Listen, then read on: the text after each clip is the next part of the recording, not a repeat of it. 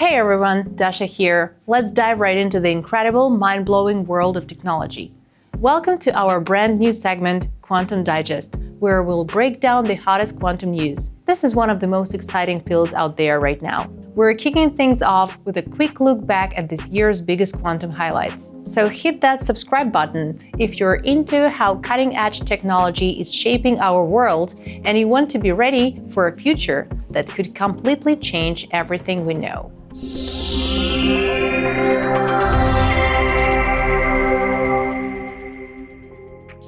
While talk of the quantum threat used to be mostly among specialists like us, this year everyone started discussing it. From the creators of the biggest blockchains to Forbes analysts, everyone began asking one question: what happens when a quantum computer can crack our digital security? And you know what? We at Cellframe look at this with a unique feeling. On one hand, yes, we've been preparing for this from day one, building post-quantum encryption into this very foundation of our architecture. But on the other, it's impossible not to be in awe of the tremendous scientific leap that happened this past year. And we're incredibly happy that the entire community has finally realized the scale of the problem and started taking action. Let's walk through the key events of this pivotal year together. Part 1. The wake-up call that got everyone responding. A strong public impulse came from Vitalik Buterin's statement at DevConnect.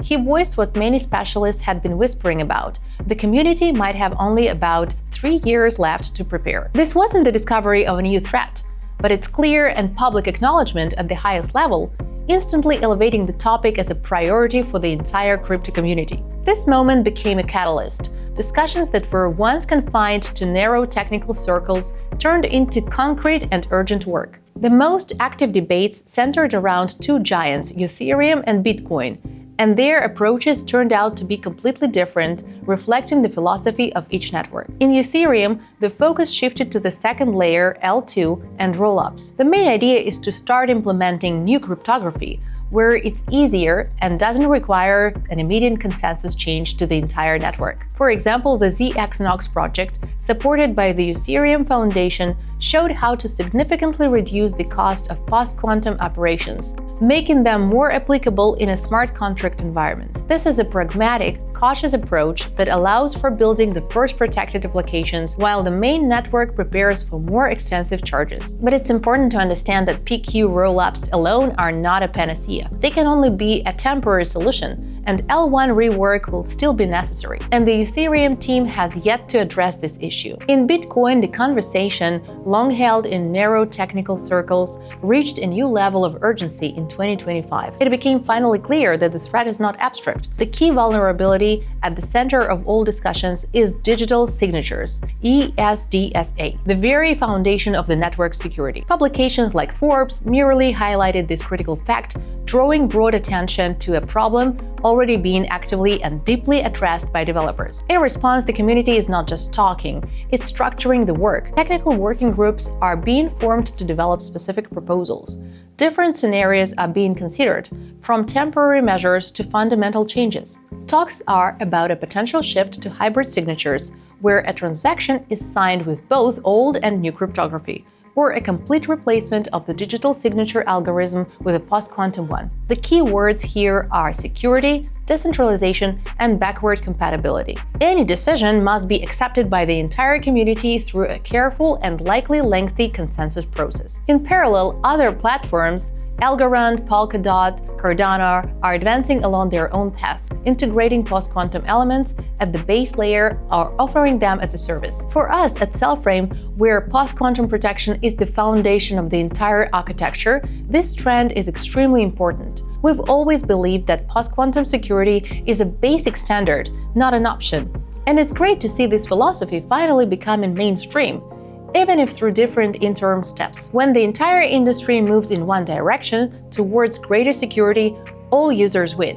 Part 2. The standards race, when cryptography becomes geopolitics. But what will actually replace current cryptography? Here, 2022 showed that this is not just a technical question, but already a matter of technological sovereignty. The American Institute NIST, which has been selecting new algorithms for years, began its final standardization process this year. Essentially, they are saying, here is a set of mathematical tools we believe will withstand a quantum attack. And immediately, China announces its own international competition to create post-quantum cryptographic standards, stating directly, "We need an alternative, we want our own standards." This is an unprecedented step that turns cryptography into a field of global competition. Why? Because whoever's standards become global will set the rules for protected digital communication in the future.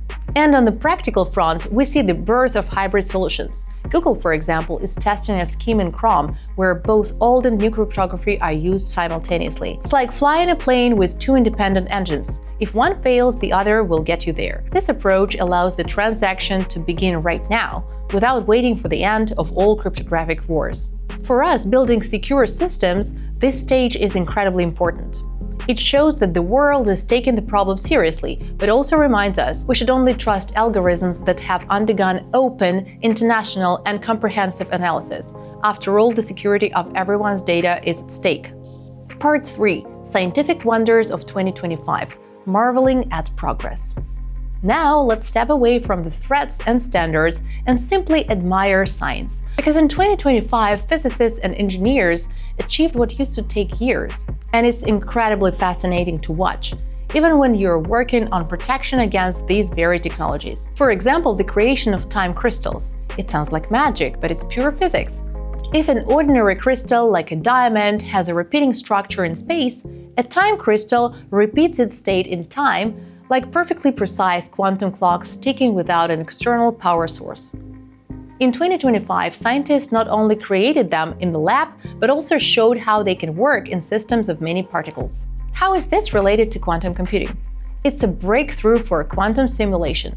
Imagine you need to model a new superconducting material for qubits or study extremely complex magnetic behavior. A classical computer can't handle it. But a time crystal is exactly such a ready-made, perfectly synchronized quantum system that can be used as a live simulator of this phenomena. It's not a tool for running Shor's algorithm, but a powerful research platform that will accelerate the creation of the very materials for future quantum computers. Then there's the quantum refrigerator that runs on ambient heat and cools qubits to near absolute zero. Engineering brilliance worthy of admiration. Or the 10-second record for quantum memory based on the familiar silicon. A full 10 seconds of stable operation. For the quantum world, that's an eternity and a huge step towards practical devices. Our favorite story is from Caltech. They figured out how to store quantum information not in electrons, but in mechanical vibrations of a tiny tuning fork. It's so elegant and clever. This way, information lives 30 times longer. Such solutions show that human ingenuity knows no bounds and is truly inspiring.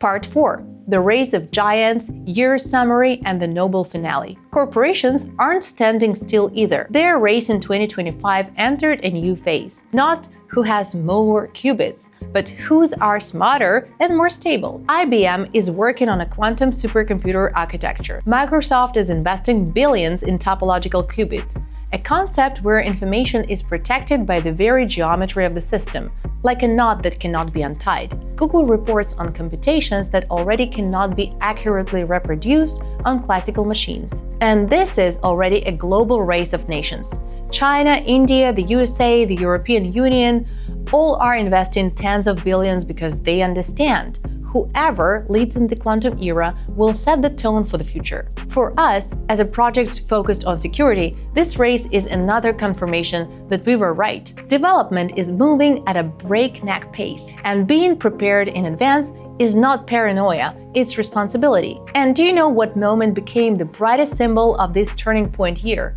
The 2025 Nobel Prize in Physics. It was awarded for fundamental discoveries from the 1980s in this field of macroscopic quantum effects, the very work that directly laid the foundation for creating modern superconducting qubits, the heart of processors from IBM and Google. This is a powerful signal. It reminds us that today's technological revolution, all this talk of threats and protection, grew out of the deep, pure science of the last century.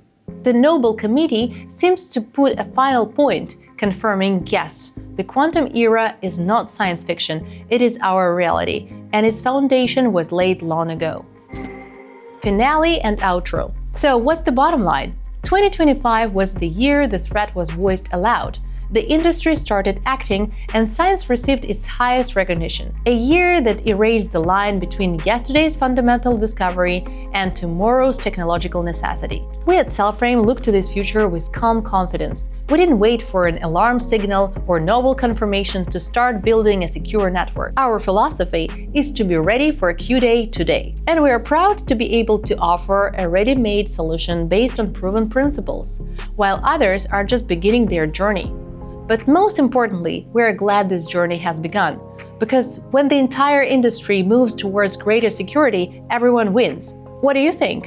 Are you more amazed by scientific breakthroughs like the Nobel-winning ones, or more concerned about the new threats? Do you trust ready-made post-quantum solutions, or are you waiting for the big players to update everything? Be sure to write in the comments. Your opinion is important to us. Like this video if you want more in-depth analysis like this, and subscribe to this channel. Here, we don't just follow the future, we build it. See you next time.